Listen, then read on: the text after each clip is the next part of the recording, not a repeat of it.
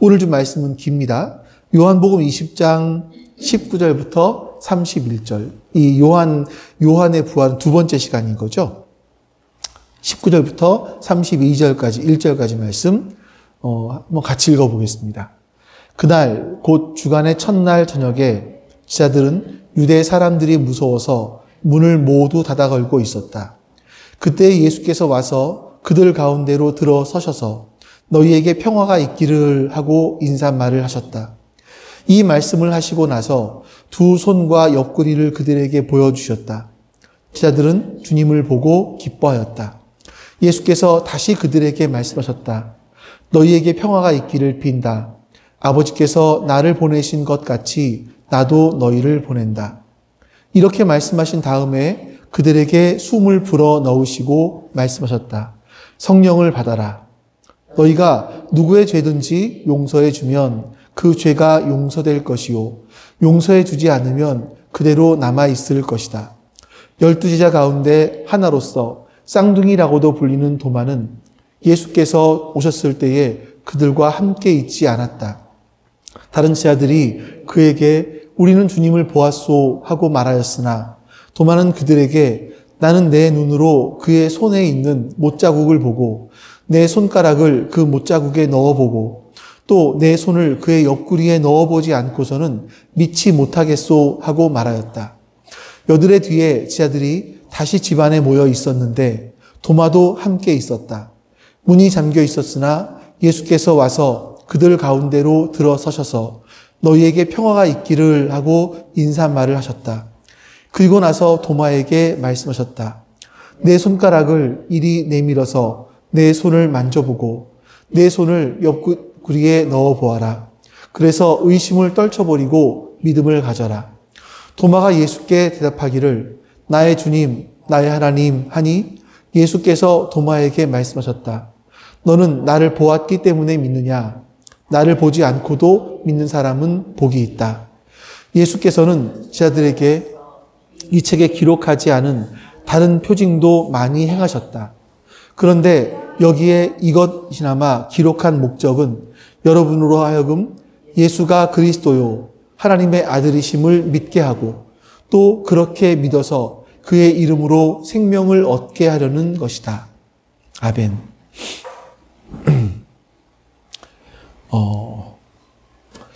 여러분들이 혹시 그 사명이라는 단어를 들으시면 어떤 느낌이 드시나 하는 생각이 들어요. 사명. 여러분, 당신의 사명이 무엇입니까? 라고 사람들이 물어본다면 여러분들은 어떠실까요? 글쎄요, 나 같은 사람이 무슨 사명이 있을까요? 예. 혹시 이런 생각이 들지는 않으실까요? 좀 사명이라고 하면 좀 거추장스럽고 부담스러운 단어. 이렇게 다가오지 않을까 싶습니다. 이제 그 원인 중에 이제 학자들이 꼽는 원인 중에 가장 대표적인 게 뭐냐면 메뚜기 컴플렉스입니다. 이 말이 이제 이건 심리학 용어로도 쓰이는 단어이기도 한 것 같은데 가나안 땅을 정탐하고 돌아온 12명의 정탐꾼 가운데 10정탐꾼이 했던 그런 표현이죠. 가나안 땅에 살고 있는 이 거인족들을 보면서 자신들은 마치 메뚜기와 같다라고 느꼈던 바로 그거. 그래서 우리가 어려운 상황이나 어떤 나보다 훨씬 뛰어난 사람 앞에서 한없이 작아지고 한없이 무력해지는 그런 심리 상태를 가리켜서 메뚜기 컴플렉스라고 이야기를 합니다. 사실 많은 그리스도인들이 어쩌면 우리들도 마음속 깊이에 보면 이런 메뚜기 컴플렉스가 있는 것은 아닌가? 이런 것을 안고 살아가는 것은 아닌가 하는 생각이 들어요. 세상의 성공의 기준과 비교해 봤을 때 어떤 기독교 내에서 대단한 일을 한 사람과 비교해 봤을 때 나는 너무나 부족해. 나는 자격이 없어. 이렇게 느껴지는 순간들이 있을지도 모르겠습니다. 그럴 때 이 사명이라고 하는 이런 말들은 어떤 주님이 나에게 사명을 주신다라고 하는 것은 어떤 영광스러운 초대 이런 게 아니라 감당하기 너무나 힘든 무거운 짐처럼 우리에게 여겨지곤 하죠. 나는 하나님의 일을 하기에는 너무나 준비도 없고 너무나 부족하고 연약한 사람이다. 이런 생각들이 마음 안에 자리 잡고 있는 겁니다. 이게 겸손한 것처럼 보일 수 있겠지만 나는 어떤 메뚜기 컴플렉스를 가지고 있다. 이런 것을 보여주는 그런 부분인 것 같아요. 이러다 보니까 사명이라는 말은 특별한 사람들만 독과점으로 갖고 있는 것이라고 생각을 하는 겁니다. 자, 사명자가 누굽니까? 그러면 목사요 또는 선교사요 이런 생각들을 하게 되는 거죠. 그래서 옛날에는요 어떤 큰 은혜를 받아요. 그러면 나 신학교 가야 되는 건가? 이런 생각들을 많이 했었습니다. 저도 그런가? 모르겠어요. 저도 그랬을까? 아니, 저는 은혜를 받아서 신학교를 갔다기보다는 신학교를 가서 은혜를 받은 사람이죠. 좀 반대이긴 합니다만. 그래서 사명을 받으면 전임 사역자가 돼야 된다라는 이런 생각을 하는 것 같아요. 여러분, 정말 그럴까요? 오늘 본문은요, 부활하신 예수님께서 정말 연약하고 두려움 많은 지자들에게 나타나셔서 사명을 주시고 그 사명을 감당할 근거와 능력을 부어주시는 바로 그런 놀라운 말씀이 기록되어 있습니다. 오늘 여러분과 함께 그 네 가지를 같이 한번 살펴보겠습니다. 자, 오늘 본문 첫 번째 등장하는 이 지자들의 모습은요, 사명이라는 것과는 거리가 먼 것처럼 보입니다. 한 주간의 첫날에 예수님이 돌아가시고 부활하신 이후에 그 주의 첫날이죠. 모여 있었습니다. 아시다시피 지난 한 주간 동안 들어보셨으니까 아시겠지만 그날 새벽 막달라 마리아는요 다른 마리아와 함께 빈 무덤을 발견합니다. 그리고 베드로와 요한에게 가서 두 제자에게 가서 무덤이 비었다라는 이야기를 하고 그들이 달려가서 빈 무덤을 확인해요. 어저께 보니까 금요일날 보니까 요한은 예수님께서 부활하신 것을 믿었다라고 기록해요. 그러니까 희미하게 좀 믿기 시작을 한 거예요. 근데 베드로는 그런 표현이 없는 걸로 봐서 아직도 여전히 혼란스러운 것 같습니다. 근데 이제 막달라 마리아는 부활하신 예수님 만났습니다라고 막까지 이야기를 하는 거잖아요. 자, 이런 소식을 들었으면 예수님이 부활했대요. 요한은 부활한 걸 믿었대요. 그 증거들을 보면서. 이러면 사람들이 봤을 때, 제자들이 봤을 때, 야, 이거 무언가 징조가 있는 거 아니야? 무언가 이 부활에 대한 뭐가 있는 거 아니야? 하면서 어떤 기대, 기쁨, 이런 걸로 가득 차 있었어야 될 것 같은데, 그들은 유대 사람들이 무서워서 숨어 있었다. 문을 닫고. 이렇게 말합니다. 19절 말씀 볼까요? 같이 읽어보죠. 그날 곧 주간의 첫날 저녁에 제자들은 유대 사람들이 무서워서 문을 모두 닫아 걸고 있었다. 그때에 예수께서 와서 그들 가운데로 들어오셔서 평화가 있기를 하고 인사말을 하셨다. 예수님께서는요, 십자가에 달리시기 전에 내가 죽고 3일 만에 부활할 것이다 라고 이미 약속하셨어요. 그리고 마리아, 엠마오로 가던 두 제자 모두 예수님 부활했다라는 이야기를 전해주었습니다. 자, 그럼에도 불구하고 이들은 두려움에 떨고 있는 거예요. 무엇 때문에? 자기의 스승을 죽인 유대인들이 제자인 자신들까지도 잡아들일지 모른다라는 그 공포, 세상에 대한 두려움, 나도 피해를 입을지, 나도 죽을지 모른다라는 그 공포감에 사로잡혀 있었던 거죠. 그래서 말씀해 보니까 문을 모두 닫아 걸고 있었다. 이렇게 표현합니다. 외부로부터 자신을 보호하기 위해서 문을 모두 닫아 걸고 있었다라는 거죠. 이렇게 그들은 숨어 있었던 겁니다. 자, 이 말씀 속에 이 문을 모두 닫아 걸고 있었다라는 이 짧은 구절 속에 그 뒤에 이 제자들의 절망감, 두려움 이런 것들을 볼 수 있지 않나요? 스승은 처참하게 죽었습니다. 십자가에서. 또 자신들 언제 잡혀갈지도 모르는 그런 상황이에요. 그러니까 그런 두려움과 불안감 속에서 막 숨막히는 시간을 보내고 있는 그런 상황인 겁니다. 우리도 보면요, 어떤 삶의 위기가 올 수 있어요. 이런 삶의 위기가 왔을 때 문을 닫아 걸고 잠그고 절망의 그늘 아래 숨어버릴 때가 있습니다. 주님은 우리에게 세상에 나가서 선한 영향력을 끼쳐라라고 말씀하시지만 우리는 세상의 그 힘 앞에서 굴복하고 움츠리고 도망와서 숨어있는 우리의 모습.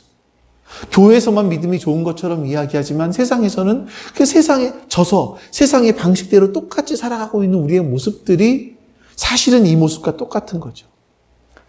세상과 맞대어 싸워보지 못하고 세상의 문제들 앞에 싸워보지 못하고 그냥 교회라는 울타리에 들어와서 교회에서 위로해 주기를, 목사가 설교를 통해서 위로해 주기를, 이걸 바라는 모습은 아닌가? 그래서 사실 예수님은 교회가 세상을 향한 전초기지가 되라고 말씀하시는 건데 그냥 피난처가 되어버린 것은 아닌가 하는 생각이 듭니다. 그래서 예배가 끝나고 우리는 십자가 군병 되어서 세상으로 나가지 못하는 우리의 모습. 지금 우리의 모습이나 2000년 전 바로 그 지자들의 모습이나 별반 다르지 않은 것 같아요. 자, 그런데 여러분, 제가 이렇게 비슷한데 말씀을 읽으면서 참 정말 감사하고 희망이 되는 큰 위로가 되는 부분들이 있습니다. 예수님께서 찾아와서 사명을 주셨던 그 사람들은 지금 우리와 같이 너무나 부족하고 연약한 두려움 가운데 있던 그런 사람들이었다라는 거죠. 세상이 두려워서 문을 닫아 걸고 있는 사람들. 그런 사람들에게 예수님은 직접 찾아가 주셨다라는 겁니다. 그 주님은 오늘 우리를 찾아오세요. 세상 방식대로 살아가지 않고 주님의 말씀대로 살아가는 것이 두려워서 그냥 거기에 끌려가고 있는 우리를요, 주님은 그 두려워하고 우리를 주님은 찾아와 주신다는 겁니다. 제자들이 유대인들이 두려워서 숨어 있었을 때 그 모든 두려움과 닫힌 문을 넘어서 예수님은 그들 가운데 서셨습니다. 그리고 그들에게 하신 말씀이 뭐냐면, 야, 너희들은 왜 이렇게 숨어 있어? 라고 말씀을 꾸짖으신 것이 아니라 너희에게 평화가 있기를 하고 인사말을 하셨다라고 말씀합니다. 예수님은요, 먼저 너희에게 평화가 있어라 라고 이야기하십니다. 물론 이스라엘 사람들의 평상시의 인사이기는 해요. 샬롬이라는 것이 인사이긴 합니다만 좀 달라요. 뭐냐면 요한복음 20장 19절, 21절, 29절 계속 이 말씀을 반복하고 있습니다. 그러니까 이게 평상시에 하는 그냥 인사말을 넘어서서 특별한 의미가 있는 것이다 라는 거죠. 예수님은요, 이미 이전에 그 평화를 이렇게 말씀하십니다. 요한복음 14장 27절 같이 읽어보죠. 나는 평화를 너희에게 남겨준다. 나는 내 평화를 너희에게 준다. 내가 너희에게 주는 평화는 세상이 주는 것과 같지 않다. 너희는 마음에 근심하지 말고 두려워하지도 말아라. 여기서 주님은요, 두려워하지 말아라 라고 강조하세요. 주님이 주시는 평화는 나의 평화, 즉 예수님 자신의 평화라는 거죠. 그리고 그 평화는요, 세상이 주는 것 같지 않다라고 이야기해요. 자, 세상이 주는 평화가 뭡니까? 세상이 주는 평화는요, 이런 것 같아요. 내가 어떤 물질적인 여유를 가지고 있을 때에 오는 약간의 안정감. 남들보다 뒤처지지 않는 집, 남들에게 뒤처지지 않는 직장, 이런 곳에 있으면서 이것들이 나를 보호해 줄 것 같은 그런 생각, 이런 안정감들인 거죠. 근데 이거는 여러분 아시다시피 잠시 아니던가요? 잠시입니다. 근데 예수님이 주시는 평화는요, 이런 외적 조건에서 오는 것이 아니라 예수님에게서 나오는 내적인 평화입니다. 또 16장 33절에 이렇게 말씀하세요. 같이 읽어봅니다. 내가 이것을 너희에게 말한 것은 너희가 내 안에서 평화를 얻게 하려는 것이라. 너희는 세상에서 환난을 당할 것이다. 그러나 용기를 내어라. 내가 세상을 이겼다. 참, 말씀이 이상해요. 말씀 자체가 이상해요. 뭐라고 말씀하십니까? 너희는 세상에서 환난 당할 것이래요. 근데 그 앞에 내 안에 평화를 얻게 한다라고 말씀하세요. 그러니까 너희는 세상에서 환난 당할 것이지만 너희 마음속에는 이미 평화가 있어. 담대해. 두려워하지 마라. 이렇게 말씀하시는 거죠. 이 평화는요, 단순하게 외적인 게 아니죠. 너희는 세상에서 환난을 당할 거예요. 우리는 어려움을 당할 거라고 말씀하세요. 특히 초대교회 지자들은 정말 어려움 가운데 있었습니다. 자, 그런 가운데서 이들은 마음속에 주님으로부터 오는 그 평화가 있을 것이다 라고 말씀합니다. 그 평화는 환난이 있어도 우리가 갖게 되는 안전함이라는 거예요. 우리의 삶을 봐도 끊임없이 우리의 안전을 흔드는 위협들이 찾아옵니다. 그래서 우리는 종종 평화를 잃어버려요. 우리 마음속에 평화를 잃어버려요. 심지어는 두려움 가운데 살아가기도 합니다. 여러분, 세상을 움직이는 가장 강력한 힘 중에 하나가 두려움이에요. 두려움. 자녀 교육을 해야 되는데 이 부모의 내면 속에 있는 자녀 교육을 시켜야 된다라는 그런 내면 속에 있는 두려움이 뭐냐면 아이가 남들보다 뒤처질까 봐. 이 아이가 실패할까 봐. 이런 두려움들이 자리 잡고 있잖아요. 자, 여러분들 나이를 들어가면서 갖게 되는 두려움이 어떤 게 있으신가요? 내가 더 나이가 들어가면 직장을 그만두게 될 건데, 내가 하던 일을 그만두게 될 건데, 나 어떡하지? 이런 두려움들. 사실 이것들이 우리 가운데 있단 말이에요. 그러니까 세상은 그거를 이용하죠. 세상은 그걸 이용해서 끊임없이 우리를 더 세상 속으로 나아가게 만듭니다. 여러분, 아니 이 세상에도 쩔쩔매면서 지고 있는 우리들에게 하나님의 사명을 감당하라고? 이게 가능한 일입니까? 이게 가능할까요? 그래서 예수님이 말씀하시는 게 이거예요. 우리가 세상의 사명을 감당하기 전에 먼저 우리에게 주시는 게 뭐냐면 평화인 겁니다. 평화. 사명감이요, 단순하게 의무감이나 개인적인 야망에서 시작된다면 그것은요, 자신과 타인에게 상처를 주는 무거운 짐이 될 겁니다. 그래서 예수님은 먼저 우리에게 평화를 주세요. 그 안에서 참된 안식과 우리가 힘을 얻기를 원하시는 거죠. 이 평화는 한 번 그냥 받고 끝나는 것이 아니라 매일매일 우리의 삶 속에서 주님을 바라봄으로 말미암아 주님으로부터 받게 되는 거죠. 공급받는 겁니다. 이게 평화입니다. 주님은 우리에게 이것을 말씀하시는 거예요. 두 번째, 이 하나님의 평화, 예수님의 평화를 우리에게 주신 다음에 예수님은 그 다음에 사명을 주세요. 사명. 자, 사명. 21절 말씀 같이 읽어보겠습니다. 읽습니다. 예수께서 다시 그들에게 말씀하셨다. 너희에게 평화가 있기를 빈다. 아버지께서 나를 보내신 것 같이 나도 너희를 보낸다. 아버지께서 나를 보내신 것 같이 나도 너희를 보낸다. 이 말씀은요, 굉장히 무거운 말씀이에요. 하지만 굉장히 영광스러운 말씀이죠. 이건요, 두려움에 떨던 자들에게, 그리고 오늘을 살아가는 우리들에게 주님께서 맡겨주신, 주님께서 우리를 신뢰한다라고 말씀하신 굉장히 중요한 말씀이라고 볼 수 있습니다. 주님은요, 우리를요, 단순하게 어떤 심부름꾼 이런 게 아니라 예수님께서 아버지와 맺었던 그 생명의 관계, 그 안으로 우리를 초대하시는 거예요. 자, 우리가 여러분들 그 페이퍼에 써놨습니다만 예수님과 아버지와의 관계가 무엇인가를 알아야 돼요. 그러면 예수님이 우리를 어떻게 보내시는지를 알 수 있어요. 자, 세 가지가 나옵니다. 예수님은요, 아버지께 완전히 순종하셨습니다. 예수님은 아버지께 완전히 순종하신 분이세요. 예수님은 그래서 스스로 말씀하시지 않고 아버지께서 명하신 것만 말씀하셨고요. 언제나 아버지께서 기뻐하시는 일을 하십니다. 두 번째, 예수님은 세상을 구원하기 위해서 보내심 받았어요. 세상 죄를 지고 가는 어린 양으로서 자신의 목숨을 버리심으로 구원을 이루십니다.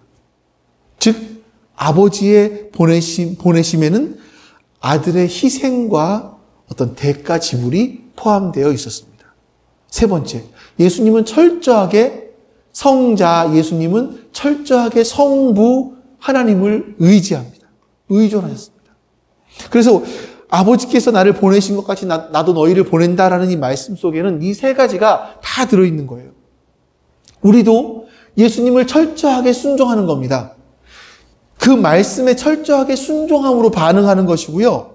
비록 방식은 다를 수 있습니다. 하지만 예수님께서 세상을 구원하기 위해서 보내신 것처럼 우리도 세상을 구원하기 위해서 보내는 거예요. 그리고 그렇게 세상을 구원하기 위해서 우리가 지불해야 될 대가가 있다. 이거죠. 모든 과정 속에서 예수님을 철저하게 의지해야 된다. 이겁니다. 자, 여러분.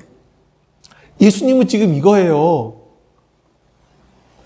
하나님께서 예수님께 거시는 기대가 있었습니다. 하나님은요, 예수 그리스도를 통해서 세상이, 온 우주가 구원될 것을 기대하고 계셨어요. 근데, 아니, 예수님이 우리에게 그런 기대를 갖고 계신다는 거예요. 아니, 이렇게 연약하고 숨어 있는 사람들에게, 세상과 싸워보지 못하는 우리들에게, 세상의 그 흐름 속에 그냥 빠져들어가는 우리들에게 예수님 말씀하시는 거죠. 나도 하나님이 나를 향한 기대를 갖고 계신 것처럼 나도 너희를 향한 기대를 갖고 너희를 보낸다라고 말씀하시는 거예요. 이게 주님께서 우리에게 주신 사명이에요. 그러니까 사실 이건 엄청난 무게를 갖고 있는, 주님이 우리를 그만큼 신뢰하신다라는 그러한 표현인 겁니다. 근데 여러분, 이런 놀랍고 영광스러운 그 사명 앞에서 우리는 내가 이걸 할 수 있나? 아니, 세상을 구원하는 일을 나에게 하라고? 그런 마음이 들지 않으십니까? 이런 사명을 우리가 감당할 수 있을까? 바로 그때 주님께서는요, 우리를 혼자 두시는 것이 아니라 우리에게 사명을 감당할 수 있는 능력을 주세요. 바로 성령님이십니다. 자, 22절 말씀 보겠습니다. 같이 읽어봅니다. 이렇게 말씀하신 다음에 그들에게 숨을 불어넣으시고 말씀하셨다.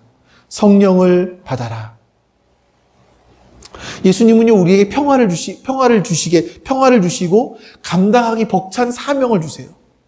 근데 이 사명을 그냥 우리끼리 하라는 게 아니에요. 너희가 너희 힘으로 이걸 감당하라는 게 아닙니다.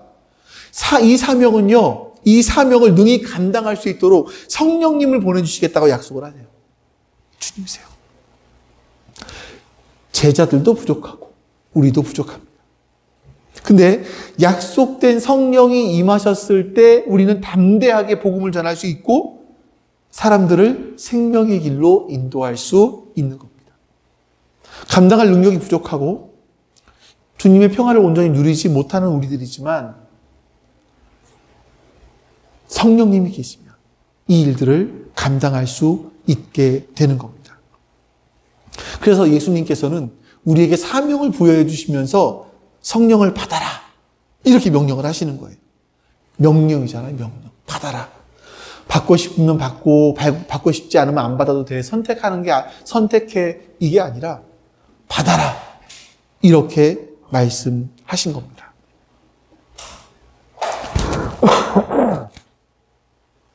오늘날 많은 그리스도인들이요, 제가 많은 그리스도인들이라기보다 현대 그리스도인들이 많이 그렇게 하긴 하는 것 같아요. 네, 저 자신도 마찬가지인 것 같고, 성령님에 대해서 좀 무지해요. 성령, 이제 약간 반작용일 수도 있습니다만, 성령 충만하고 하다고 하는 사람들의 모습을 보면서 약간 거기에 대한 거부감들이 생기기도 해요. 그러니까 왜냐하면, 왜 이런 일들이 일어나냐면, 성령 충만에 대한 오해에서 비롯된 거죠. 성령 충만을 하면 뭐 방언을 하거나 뭐 환상을 보거나 막 이렇게 막 길길이 날뛰는 이런 모습들만 성령 충만이라고 생각을 하는 거예요. 그러니까 여기에 대한 반작용으로 저렇게 해야 되는 거야? 이러다 보니까 성령 충만함에 대해서 좀 이야기하지 않는 그런 일들이 우리 가운데 있지 않는가 하는 생각이 우리 안에 많이 좀 있습니다. 하지만 여러분 기억하십시오. 성령님을 의지하지 않고 사명을 감당할 수는 없습니다. 우리는 성령님을 의지하지 않고 일을 했을 때 지치고 넘어질 수밖에 없습니다. 반대로 말씀드려서 우리가 왜 어떤 사역을 하다가 지치고 넘어지는가? 성령님을 의지하지 않고 이런 일을 감당했기 때문이죠. 자, 23절 말씀 볼까요? 같이 읽어보겠습니다. 너희가 누구의 죄든지 용서해 주면 그 죄가 용서될 것이요. 용서해 주지 않으면 그대로 남아있을 것이다. 자, 물론 이 말씀이요. 우리가 그냥 너 죄 없어 이제부터 하면 죄 없어진다라는 이런 얘기가 아니에요. 마치 우리가 누구의 죄가 없어 그러면 죄가 없어지는 그 사람들의 영적인 운명을 결정하는 그런 사람들이다. 이거를 말씀하는 것이 아니라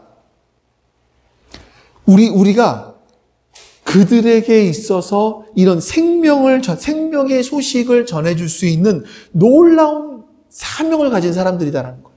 우리는 그런 사람들이라는 거예요. 그런 사람들.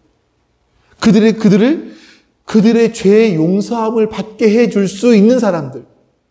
아니면 그들의 죄가 용서받지 못하고 남아있을 수 있도록도 할 수 있는 사람들이라는 거예요. 이런 그들의 영적인 운명이 결정되는 정말 중요한 책임과 특권을 가진 사람들이 우리라는 거죠. 이런 사명 가진 사람. 그러니 여러분 우리가 이런 사명이 있는데 어떻게 우리가 성령님을 의지하지 않고 이 일들을 하겠습니까? 지치죠. 쓰러지죠. 당연히 지치고 쓰러집니다. 여러분들의 의지로 여러분들의 말로 한 사람을 전도해 보려고 해보십시오. 되나? 안 됩니다. 내가 하기 때문에. 우리가 이런 생각 가질 수 있습니다. 논리적으로. 저도 한때 많이 그랬어요. 조금 지적인 수준이 있는 사람들에게 논리적으로 설명되어 있는 말씀, 성경 공부, 교재 이런 것들을 가지고 그분들에게 말씀을 전하면 그분들은 그 논리적인 부분에 설득될 수 있을 거다라고 생각을 했어요. 정말요. 안 됩니다. 논리로 될 수 없습니다. 성령님으로만 가능합니다. 자, 네 번째. 사명을 감당하기 위해서 성령님의 도우심의 약속을 받았지만 이 모든 것, 주님의 평화, 맡겨진 사명, 성령님의 도우심 이런 것들을 나의 것으로, 우리의 것으로 만들기 위해서 필요한 것이 있습니다. 바로 믿음이에요. 그래서 본문에서 보면 도마의 이야기가 나오는 겁니다. 이 믿음의 본질, 중요성이 도마의 이야기를 통해서 잘 나타나고 있습니다. 도마는요, 다른 제자들이 예수님을 만났을 때 그 자리에 없었습니다. 도마는 그 성격상, 기질상 예수님 부활했다라는 생각은 꿈에도 못하고 그냥 어딘가 숨어 있었던 것 같아요. 혼자. 다른 제자들과 함께 있지 못하고 혼자 숨어 있었던 것 같아요. 그 다음에 나중에 다른 제자들이 나 예수님 만났다, 부활하신 예수님 보았다라고 목격담을 이야기했지만 믿지 못했습니다. 한두 사람이 아니라 10명이 똑같이 이야기하는데도 도마는 믿지 못했습니다. 그래서 도마가 이렇게 얘기합니다. 25절 말씀 같이 읽어보죠. 다른 제자들이 그에게 우리는 주님을 보았소 하고 말하였으나 도마는 그들에게 나는 내 눈으로 그의 손에 있는 못자국을 보고 내 손가락을 그 못자국에 넣어보고 또 내 손을 그의 옆구리에 넣어보지 않고서는 믿지 못하겠소 하고 말하였다. 도마는요, 눈에 보이는 증거를 요구하는 거예요. 눈에 보이는 증거. 제가 굉장히 그런 성향이 강합니다. 제 설교 스타일을 보면 저는 여러분들에게 어떤, 증명해드리고 싶어요. 증명. 그래서 사진들을 많이 보여드려요. 유대인들의 사진들, 이스라엘에 있는 사진들, 어떤 무덤의 모습들, 이런 것들을 많이 보여드리는 이유가 뭐냐면, 이건 실제 사건이라는 걸 여러분들이 각인시켜드리고, 이건 실제 사건이기 때문에 여러분들이 받아들이십시오라고 말씀드리는 거죠. 또 합리적인 사고. 이걸 중요하게 생각하는 것 같아요. 근데 현대인들이 많이 그렇지 않나요? 현대인들은 또 합리적인 사고. 그래서, 죽은 사람이 어떻게 살아나. 또, 어떻게 남자를 모르는 여자가 아이를 낳아. 그래서 마리아는 창녀야. 이런 이야기들을 하는 이유가 바로 거기에 있는 겁니다. 예수님께서 제자들에게 나타나신 다음에 8일이 지난 다음에 다시 또 한 번 나타나십니다. 근데 그 자리에 도마가 있었죠. 그 예수님께 도마에게 이렇게 말씀하십니다. 26절, 27절 같이 읽습니다. 여드레 뒤에 제자들이 다시 집 없나요? 26절, 27절, 26절만 제가 읽어드릴게요. 이건 같이 읽습니다. 여드레 뒤에 제자들이 다시 집 안에 모여 있었는데 도마도 함께 있었다. 문이 잠겨 있었으나 예수께서 와서 그들 가운데로 들어서셔서 너희에게 평화가 있기를 하고 인사말을 하셨다. 같이 읽습니다. 그리고 나서 도마에게 말씀하셨다. 내 손가락을 이리 내밀어서 내 손을 만져보고 내 손을 내 옆구리에 넣어보아라. 그래서 의심을 떨쳐버리고 믿음을 가져라. 예수님께서는 도마와 다른 제자들이 무슨 말을 나누는지를 알고 계셨죠. 도마는 예수님을 직접 뵙고 예수님 말씀을 듣고 이 머리에 그리고 마음에 쌓여있던 예수님에 대한 그 의심들이 모두 사라져버렸습니다. 성경은요, 도마가 실제로 예수님의 상처에 손을 넣어보았다고 기록하진 않아요. 도마는요, 부활하신 주님의 임재, 그 음성 앞에서 이렇게 고백을 합니다. 28절, 같이 읽습니다. 도마가 예수께 대답하기를, 나의 주님, 나의 하나님 하니. 여러분, 이 고백은요, 정말 놀라운 고백입니다. 신약 성경에서는요, 예수님을 메시아로 표현해요. 하나님의 아들, 인자, 다윗의 자손, 하나님의 어린 양, 이렇게 말합니다. 자, 그런데 도마만 유일하게 예수님을 나의 하나님이라고 고백합니다. 나의 주님이라고 고백한 사람은 많이 있죠. 근데 나의 하나님이라고 고백한 사람은 처음입니다. 자, 여러분, 내가 예수님이 나의 주님이십니다 라고 고백하는 바로 거기에는요, 나는 예수님의 종이라는 뜻이에요. 그러니까 지금은 그 의미가 굉장히 많이 희석돼 버렸습니다. 종이라는 의미가 목사들을 가리켜 종님, 그러니까 종의 의미가 많이 희석되어 버렸어요. 근데 예수님 당시에 내가 당신의 종입니다 라고 말하는 것 속에는요, 나의 뜻과 나의 계획과 나의 생각대로 살아가지 않겠습니다. 이제는 오직 주인의 말씀에 주인이 하는 그 말씀을 듣고 그 말씀에 순종해서 살아가겠습니다. 이 고백이 그 안에 들어있는 거죠. 그리고 예수님을 가리켜 나의 하나님이라고 얘기합니다. 하나님, 창조주라는, 나를 만드신 분이라는 겁니다. 그러니까 나를 만드신 분이시기 때문에 나보다 나를 더 깊이 아십니다. 이런 의미가 있는 거죠.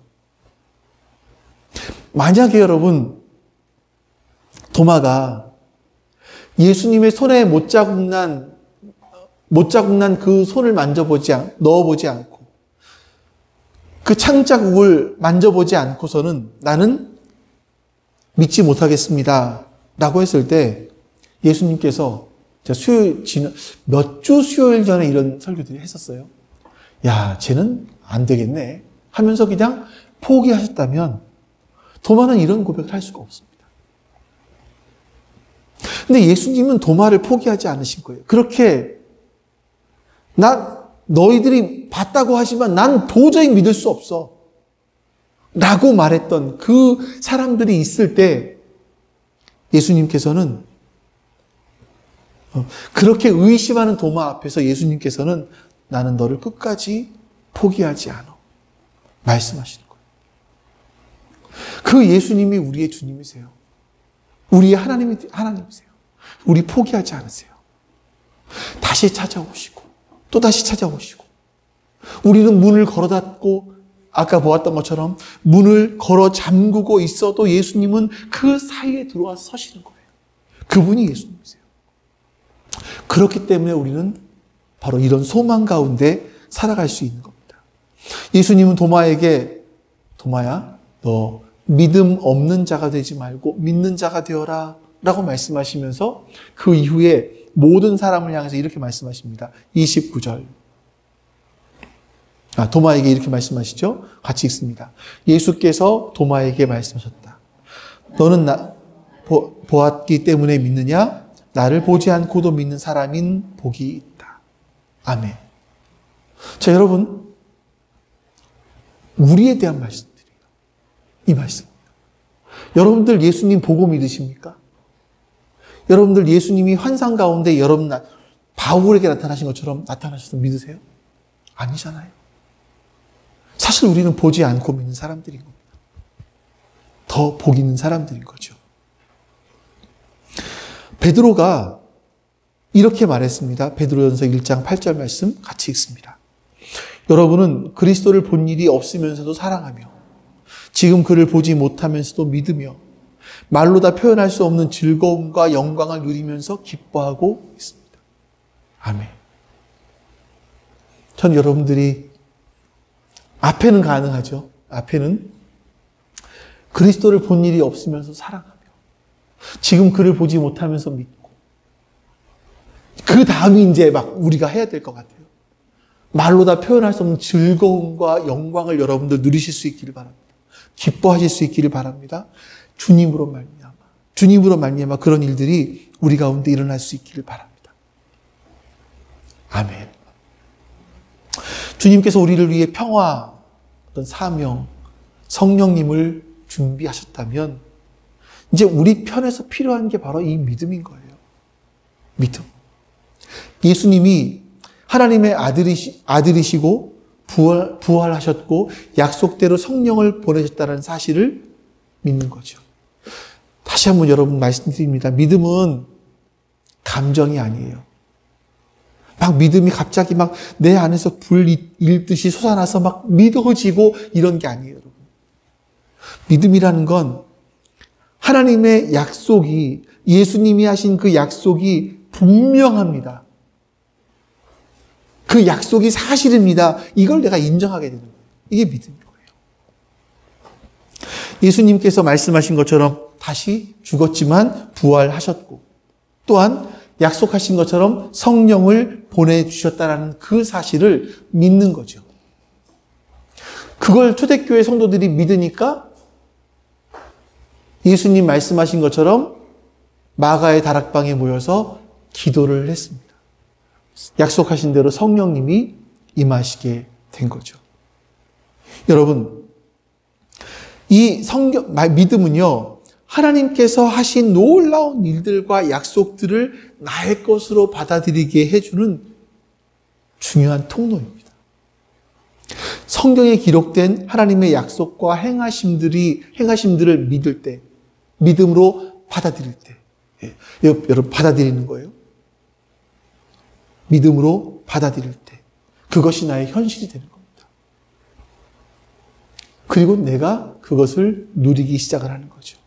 내가 하나님의 자녀라는 사실, 하나님이 나를 보호하신다는 사실, 그렇기 때문에 나는 두려워할 것이 없다라는 그 사실, 성령께서 내 안에 거하시며 나를 도우신다라는 그 사실, 그거를 이게 사실이 아니야. 뭔가 낌새가 있어야 되는 거 아닌가? 이게 아니라 그냥 받아들이는 겁니다. 왜냐하면 성경 말씀이기 때문에.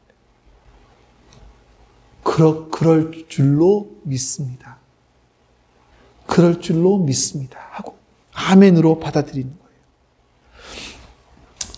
주님의 사랑에는요, 주님의 사랑에서 나를 끊을 수 있는 것은 아무것도 없습니다. 이 약속들을 여러분들 받아들이세요. 아멘으로 받아들이시는 거예요.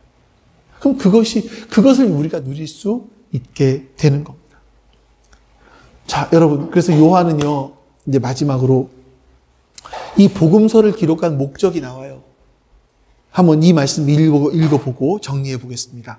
30절, 31절 말씀 같이 읽습니다. 예수께서는 제자들 앞에서 이 책에 기록하지 않은 다른 표정도 많이 행하셨다. 그런데 여기에 이것이나마 기록한 목적은 여러분으로 하여금 예수가 그리스도요, 하나님의 아들이심을 믿게 하고 또 그렇게 믿어서 그의 이름으로 생명을 얻게 하려는 것이다. 아멘.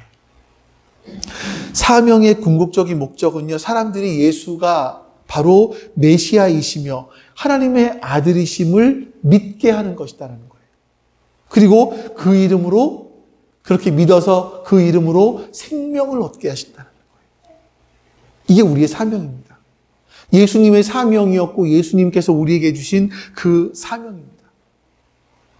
예수님이 누구신지 우리가 바로 알고 믿어서 여러분들 먼저 풍성해지십시오. 너에게 평화가 있기를, 그 다음에 너에게 환난이 오지만, 이렇게 말씀하신 것처럼 우리의 마음속에 평화가 있으면요, 우리에게 어떤 어려움이 와도요, 거기에 흔들리지 않습니다. 그 평화 때문에, 주님이 주시는 그 평화 때문에. 그러니까 여러분들이 우리가 먼저 그걸 누리는 거예요. 어떤 가운데도 흔들리지 않는 그 평화를 우리가 누리는 거죠. 이거는 내가 마음에 어떤 심리적인 안정감을 얻기 위해서 무엇인가를 해서 되는 것이 아니라 그 평화는 예수님의 평화이고요. 그 평화를 내 마음속에 갖고 누리고 있으면 어떤 일이 일어나는가 하면 내가 가서 그 평화를 사람들에게 보여주는 거예요. 내 가족들에게 그 평화를 보여주는 거예요. 이 환난 속에서 하나님이 주시는 그 평화가 내 마음속에 있는 것을 그들에게 보여주는 거죠. 이게 우리의 사명.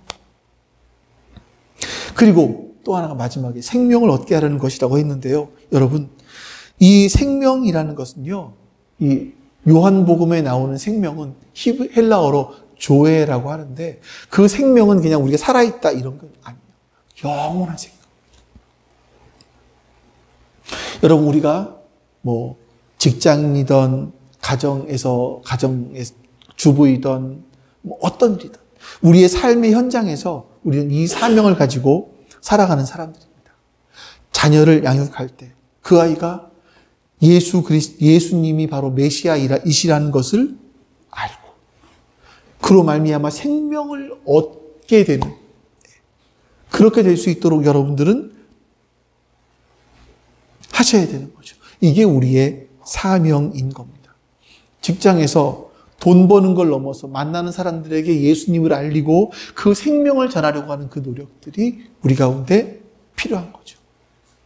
하지만 여러분, 우리가 앞에서 보았던 것처럼 우리 삶의 현장은요, 때로는 그냥 사방이 막혀서 너무나 두려운 환경들이 많이 있어서 우리가 사도들처럼 문을 걸어 닫고 두려워서 숨어 있을 수도 있습니다.